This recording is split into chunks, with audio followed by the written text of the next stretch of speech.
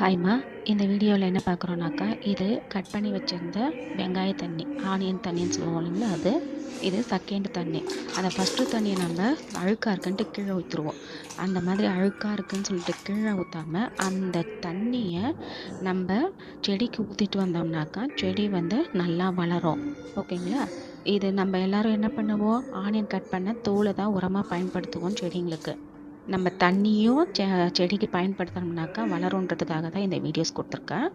அது மட்டும் இல்லாமல் வீட்டில் நம்ம தேவையில்லைன்னு சொல்லிட்டு எதெல்லாம் தூக்கி போடுறோமோ அதெல்லாம் வச்சு நம்ம எப்படி செடி வளர்க்கலான்றதையும் இதில் நான் சொல்லியிருக்கேன். ஓகேங்களா? இது வந்து நம்ம வீட்டில் யூஸ் பண்ண வேஸ்ட் வெஜிடபிள்ஸ். ஓகேங்களா? அதாவது அந்த தோல் இருக்கு இல்லைங்களா, வெஜிடபிள் வேஸ்ட்டு, அந்த தோலை நான் சேகரித்து வச்சுருக்கேன்.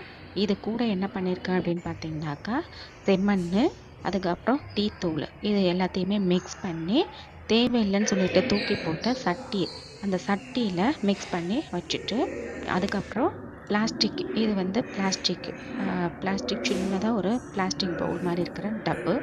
இதில் எப்படிலாம் செடி வளர்க்கலாம், நம்ம வீட்டில் இருந்தே இந்த மாதிரி யூஸ்ஃபுல்லாக எப்படி யூஸ் பண்ணிக்கலாம் அப்படின்றதுக்காக தான் இது கொடுத்துருக்கேன். தூக்கி போடாமல் இது மூணுத்தையுமே கலந்து உரமாக செஞ்சு நான் ஆல்ரெடி இதில் மண் ஃபில் பண்ணிட்டேன். இந்த இதை ஃபில் பண்ணும்போது ஒரு நியூஸ் பேப்பர் போட்டுக்கிட்டு அதுக்கு மேலே மண்ணை ஃபில் பண்ணிவிட்டு கொஞ்சம் தண்ணி தெளித்து 2 நாள் விட்டுட்டோம்னாக்கா அந்த மண் என்ன ஆகும்னாக்கா கிரிப்னஸ் கொடுத்துரும். அதுக்கு மேலே வந்து தனியாக இருக்கு இல்லைங்களா, நமக்கு என்ன செடி வேணுமோ அதை வளர்த்துக்கலாம். செடி தான் வைக்கணும், மரம் மாதிரியான வேர் போகிறது வைக்கக்கூடாது.